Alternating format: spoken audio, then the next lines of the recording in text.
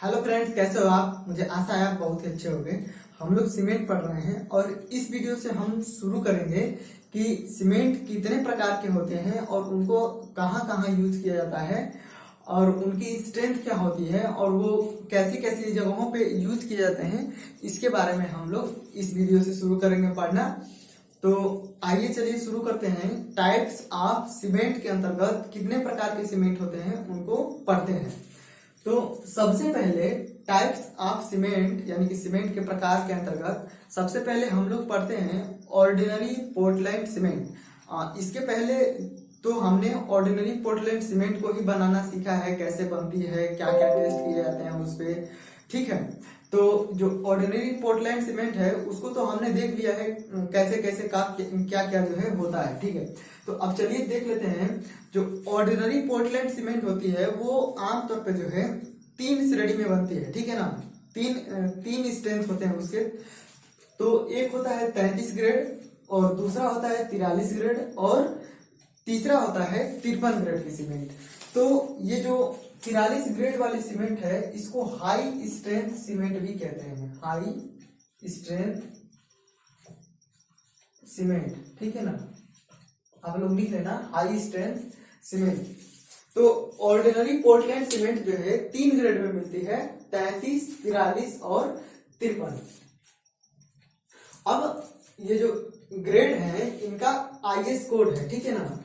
तो IS code है 33 grade के लिए IS 269, शायद दिख रहा होगा आप लोगों को, ठीक है। फिर इसके बाद से 43 ग्रेड के लिए है, 43 ग्रेड के लिए है IS 8112 और 53 ग्रेड के लिए है IS 12269, ठीक है ना। तो ये जो है अलग अलग ग्रेड के लिए अलग अलग आईएस कोड है। अब ये जो सीमेंट है इसकी जो है स्ट्रेंथ कितनी होती है। अब देखिए 43 है, 33 है, 53 है, तो इनकी जो स्ट्रेंथ है वो भी क्या होती है, अलग अलग, ठीक है। तो अब इसकी जो कंप्रेसिव स्ट्रेंथ है वो किसमें है, न्यूटन पर mm स्क्वायर में, ठीक है। अगर आप इसको चेंज करोगे तो यही क्या हो जाता है, मेगा पास्कल। आप इसको चेंज कर लेना तो यही इसको हम क्या बोल सकते हैं, और मेगा पास्कल या न्यूटन प्रति mm स्क्वायर में। तो 3 दिन बाद जो है, 3 दिन बाद 33 ग्रेड सीमेंट की स्ट्रेंथ होगी 16 न्यूटन प्रति mm स्क्वायर, 43 ग्रेड की होगी 23 और 53 की होगी 27। अगर 7 दिन बाद हम देखेंगे तो 7 दिन बाद जो स्ट्रेंथ होगी 22 न्यूटन प्रति mm स्क्वायर, 33 न्यूटन प्रति mm स्क्वायर और 37 न्यूटन प्रति mm स्क्वायर। अगर वही 28 दिन बाद देखें तो 28 दिन बाद जो है 33, 43 और 53, तो 28 दिन की जो स्ट्रेंथ है उसी के आधार पे जो है इसकी जो है ग्रेडिंग की गई है, ठीक है ना। 33, 43 और 53। तो ऑर्डिनरी पोर्टलैंड सीमेंट जो है 3 ग्रेड में आती है, 33, 43 और 53। अब यहाँ पे मैंने इसका इनिशियल सेटिंग टाइम और फाइनल सेटिंग टाइम जो है लिखा नहीं है, ठीक है। और तो जो इसका इनिशियल सेटिंग टाइम और फाइनल सेटिंग टाइम होता है वो तीनों के लिए ही समान होता है, एक ही होता है, इनिशियल सेटिंग टाइम और फाइनल सेटिंग टाइम। तो हमने टेस्ट करा था जब इनिशियल सेटिंग टाइम और फाइनल सेटिंग टाइम, तो वहां पे मैंने लिखा था कि जो ऑर्डिनरी पोर्टलैंड सीमेंट होती है उसकी इनिशियल सेटिंग टाइम जो है 30 मिनट और फाइनल सेटिंग टाइम जो है 10 घंटे होती है, ठीक है ना। 30 मिनट और फाइनल सेटिंग टाइम जो है 10 घंटे होती है। तो ये चीज जो है आप लोग लिख लेंगे।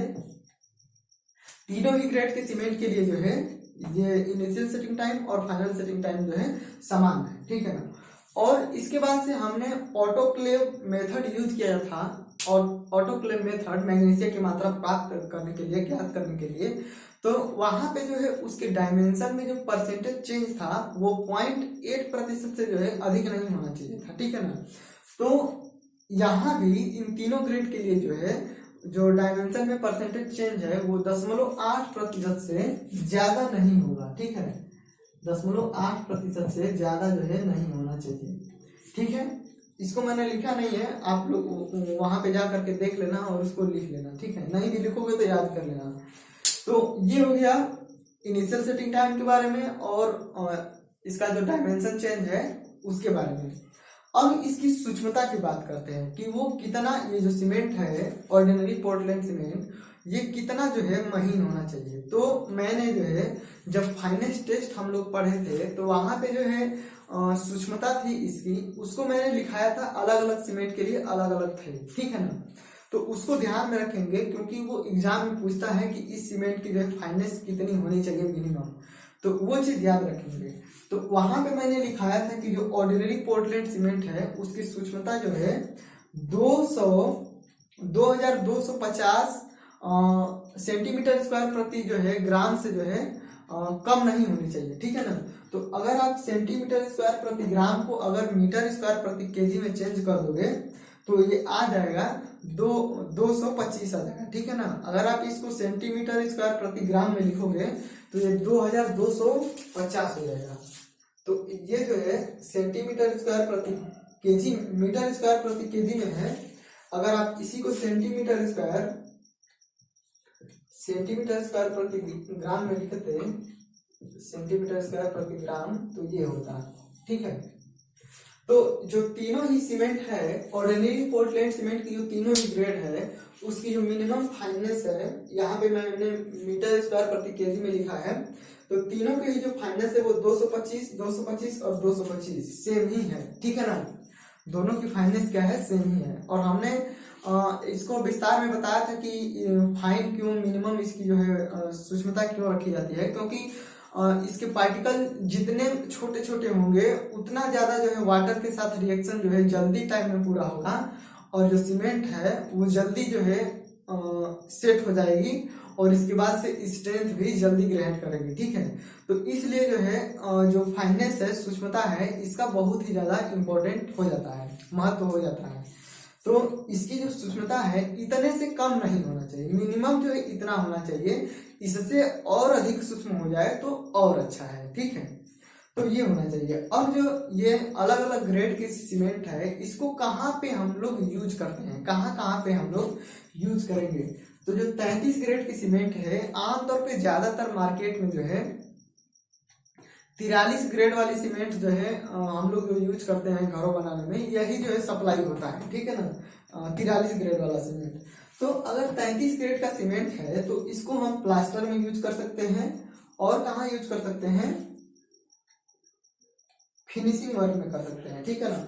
फिनिशिंग का मतलब है कि जहाँ पे हमको जैसे प्लास्टर हो गया, अब एकदम फाइनल प्लास्टर मारना है ऊपर से, तो वहां पे कर सकते हैं। मतलब फाइनल जहाँ पे कार्य एकदम पूरा होने वाला है, लास्ट स्टेज में है, वहां पे हम लोग यूज कर सकते हैं। तो प्लास्टर में कर सकते हैं और फिनिशिंग वर्क में कर सकते हैं। फिर से 43 ग्रेड का सीमेंट जो है इसको हाई स्ट्रेंथ सीमेंट भी बोलते हैं। इसका यूज जो है हम लोग नॉर्मल वर्क में और रेलवे के स्लीपर बनाने में कर सकते हैं। नॉर्मल वर्क वही जो आमतौर पे हम लोग ईंटा चिनाई करते हैं उस वर्क में, और रेलवे के जो स्लीपर होते हैं वहां पे जो है यूज कर सकते हैं। फिर जो 53 ग्रेड की सीमेंट है उसको हम लोग मल्टी स्टोरी बिल्डिंग, जो कई तल्ला जो भवनें होती हैं, इमारतें होती हैं वहां पे, और ओवरहेड टैंक, आपके गांव में जो टंकी लगी होती है सरकारी वाली, जहां से आपको घरों में पानी सप्लाई हो रहा है, या अभी नए नए जो है टंकी बनी है, वहां पे जो है हम इसका जो है 53 ग्रेड वाली सीमेंट का यूज करते हैं, ठीक है। तो ये तो हो गया ऑर्डिनरी पोर्टलैंड सीमेंट, और इसका जो है ग्रेड क्या होता है, initial setting time, final setting time, सब कुछ हमने देख लिया। अब हम पढ़ते हैं रैपिड हार्डनिंग सीमेंट। तो मैंने बताया था आपको कि सेटिंग का मतलब होता है कि ठोस होना, ठोस होना मतलब कि सॉलिड होना। जैसे कि ये मार्कर है, ये क्या है, सॉलिड है, ठीक है ना। अब हार्डनिंग का मतलब होता है कि स्ट्रेंथ ग्रहण करना, उसमें जो है लोड लगाएं तो उसको उसमें सहने की क्षमता हो। तो जब हम रैपिंग हार्डनिंग सीमेंट जो है इसको हम IS 8041 के अनुसार जो है हम लोग इसको पढ़ते हैं, ठीक है ना। IS कोड में इसको 8041 के अनुसार जो है स्टडी किया है। तो IS कोड भी आप लोग याद रखेंगे, ये इंपॉर्टेंट होता है, पूछ लेता है एग्जाम में IS कोड, ठीक है। तो रैपिड हार्डनिंग सीमेंट के लिए IS कोड हो गया 8041। तो जो हम लोगों ने ऑर्डिनरी पोर्टलैंड सीमेंट बनाया है, जिस अनुपात में जो है उसके इंग्रेडिएंट मिले हुए हैं, तो उसी इंग्रेडिएंट में अब हम रैपिड हार्डनिंग सीमेंट बनाने के लिए क्या करते हैं कि जो कैल्शियम ऑक्साइड की मात्रा होती है, जिसको हम चूना बोलते हैं, लाइम बोलते हैं, उसी को क्या करते हैं, बढ़ा देते हैं। ठीक है, अब मैं इसे मिटा देता हूं, एक मिनट चलिएगा। तो हमने जो है ऑर्डिनरी पोर्टलैंड सीमेंट तो पढ़ा है, तो इसमें क्या करते हैं कि जो चूना होता है, लाइम जो होता है, इसको हम बोलते हैं CaO, कैल्शियम ऑक्साइड। तो ऑर्डिनरी पोर्टलैंड सीमेंट में जो रेशियो होता है, उसी में जो है इसकी मात्रा हम लोग क्या करते हैं, बढ़ा देते हैं, ज्यादा कर देते हैं। ठीक है ना। तो अब इसकी मात्रा ज्यादा करने से क्या होता है कि उस सीमेंट में जो है, उस सीमेंट में क्या है, सिलिका भी है, हमने पढ़ा था। देखिए मैं एक बार और लिख देता हूँ, कैल्शियम ऑक्साइड SiO2 और Al2O3, ये सारे के सारे थे। ये 60 से 65% था, ये 17 से 25% था। आप लोग देख लेना, ये 3 से 8% था। ठीक है ना। तो अब इस अनुपात में तो बना है। अब हमने क्या किया कि कैल्शियम ऑक्साइड की मात्रा जो है बढ़ा दिया। तो अब क्या होगा कि ये जो SiO2 है और Al2O3 है, ये जो दोनों हैं, ये इनके कंपाउंड की मात्रा क्या है, बढ़ जाएगी। ठीक है ना। तो जब हम इसमें क्या करते हैं कि कैल्शियम, देखिए इस रैपिड हार्डनिंग सीमेंट बनाने के लिए हम लोग कैल्शियम ऑक्साइड जो होता है, इसकी मात्रा को ही हम लोग बढ़ा देते हैं। तो इसकी मात्रा बढ़ाने से क्या होता है कि जो सिलिका होता है SiO2, ये वाले कंपाउंड जो है कैल्शियम से रिएक्शन करके और ज्यादा मात्रा में C3S को जो है बना देते हैं। ठीक है, क्या बन जाता है, ज्यादा मात्रा में रिएक्शन करके try calcium silicate, try calcium silicate को हम लोग 3CaOSiO2 लिखते हैं। ठीक है ना। तो ये वाला कंपाउंड जो है ज्यादा मात्रा में क्या होता है, बन जाता है। और हमने पढ़ा है कि इनिशियल स्ट्रेंथ प्रदान करने के लिए जो 28 दिन की स्ट्रेंथ होती है, वो मुख्य रूप से ट्राई कैल्शियम सिलिकेट के कारण ही होती है। C3S के कारण ही 28 दिन की जो है स्ट्रेंथ इसी के कारण होती है। तो रैपिड का मतलब हो गया तुरंत, और हार्डनिंग का मतलब हो गया स्ट्रेंथ ग्रहण करना। तो यानी कि तुरंत स्ट्रेंथ ग्रहण करने वाला सीमेंट। तो ये क्या है, ये 28 दिन में तुरंत जो है स्ट्रेंथ ग्रहण कर ले रहा है। तो इसकी मात्रा ही हम बढ़ा देंगे तो वो क्या हो जाएगा, रैपिड हार्डनिंग सीमेंट। तो अब इसमें इसको बनाने के लिए यही करते हैं कि इस सीमेंट में जो लाइन है, CaO की मात्रा है, उसको इंक्रीज कर देते हैं। इंक्रीज मतलब होता है कि बढ़ाना। अब जब हम इंक्रीज कर देते हैं तो जो C3S का जो परसेंटेज होता है, प्रतिशत मात्रा होती है, वो क्या हो जाती है, इंक्रीज हो जाती है, यानी कि बढ़ जाती है। ठीक है ना। तो अब बढ़ गई तो ये जो है 28 दिन की स्ट्रेंथ ज्यादा होगी इसकी, तो रैपिड हार्डनिंग हो गया। ठीक है। या तो और क्या करेंगे, अगर हम लाइम की मात्रा को नहीं बढ़ाएंगे तो ये जो ऑर्डिनरी पोर्टलैंड सीमेंट है, जो इसके जो क्लिंकर है, क्लिंकर को ही तो हम पीस करके सीमेंट बनाते हैं, OPC। ठीक है।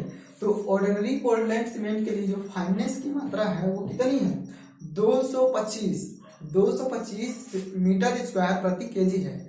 तो वही OPC क्लिंकर जो होता है, इसके लिए जो क्लिंकर बना है, रोटरी भट्टी में जल करके प्राप्त हुआ है हम लोग, उसी को हम लोग बहुत महीन पिसाई कर देते हैं। ठीक है। कितना महीन कर देते हैं, तो 450 मीटर स्क्वायर प्रति केजी, यानी कि 1 केजी आप सीमेंट लोगे तो उन सीमेंट के सभी कणों का जो सरफेस एरिया होगा वो 450 मीटर स्क्वायर होगा। समझ पा रहे हो।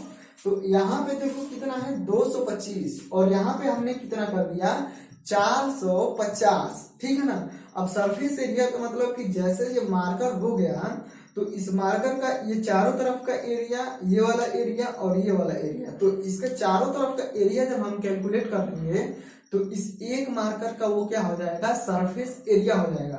तो इसी तरह से जो सीमेंट के जितने छोटे पार्टिकल होंगे उनका जो एक सीमेंट का पार्टिकल का एरिया, फिर ऐसे ही जितने 1 केजी में सारे सीमेंट होंगे उन सबका सरफेस एरिया जो है 450 मीटर स्क्वायर, इतना हम लोग कर देते हैं।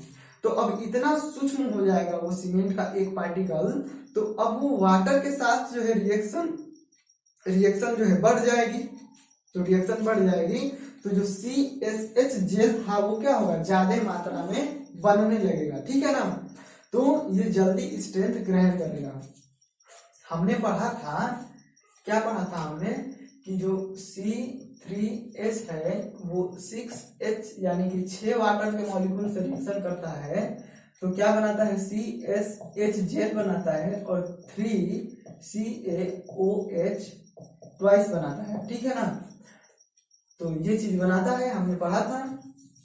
और ये CSH जेल होता है, ये क्या करता है, यही जो है स्ट्रेंथ प्रदान करता है।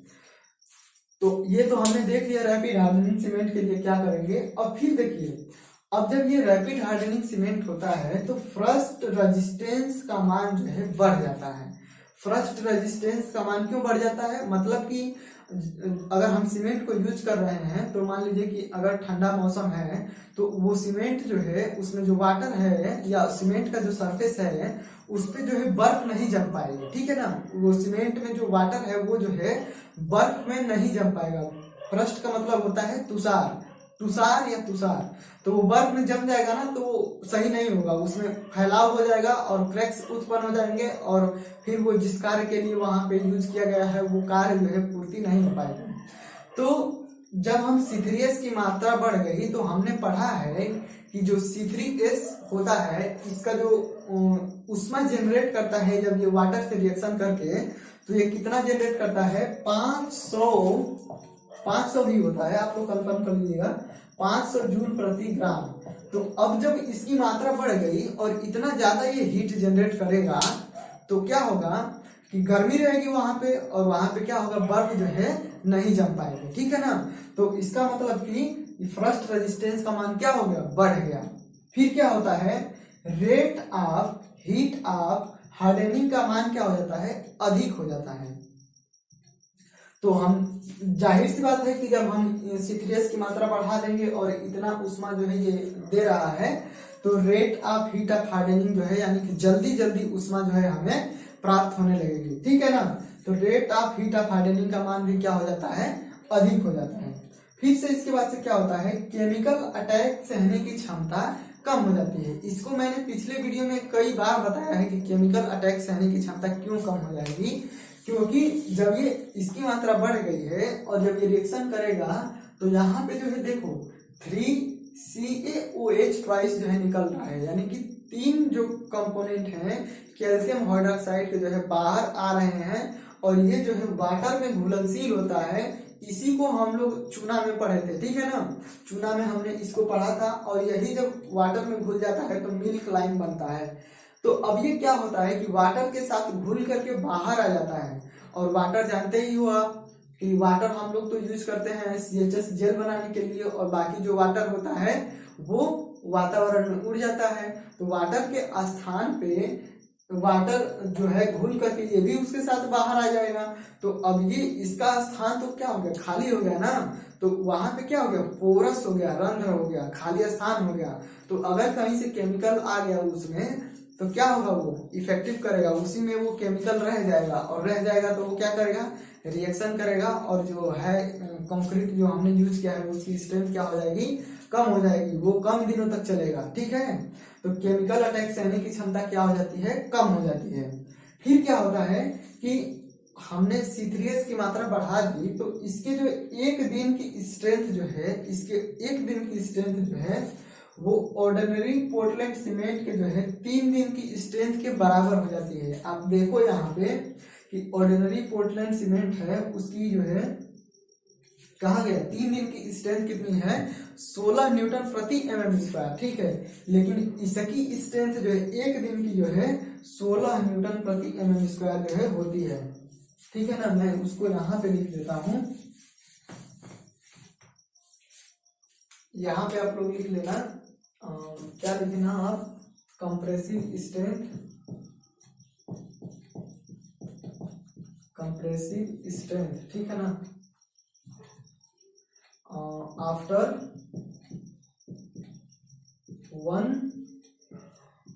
1 डे। तो कितना हो गया, 16 न्यूटन प्रति mm²। और 3 दिन बाद क्या होगा, आफ्टर 3 डेज 3 डेज बाद जो है 27.5 न्यूटन प्रति mm²।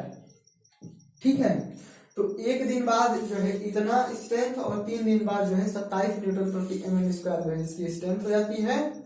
और रैपिड हार्डनिंग सीमेंट की जो इनिशियल सेटिंग टाइम और फाइनल सेटिंग टाइम जो है ऑर्डिनरी पोर्टलैंड सीमेंट जो होता है उसी के बराबर रहती है। ठीक है ना, तो आप लोग यहाँ पे लिख लेना, इनिशियल का मतलब होता है प्रारंभिक। ठीक है, इनिशियल सेटिंग टाइम आप लोग लिख लेना। ठीक है, मैं यहाँ पे बस केवल लिख दे रहा हूँ 30 मिनट।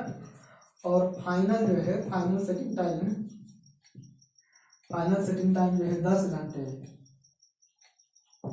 तो इनिशियल सेटिंग टाइम और फाइनल सेटिंग टाइम जो है ऑर्डिनरी पोर्टलैंड सीमेंट के बराबर ही रहती है।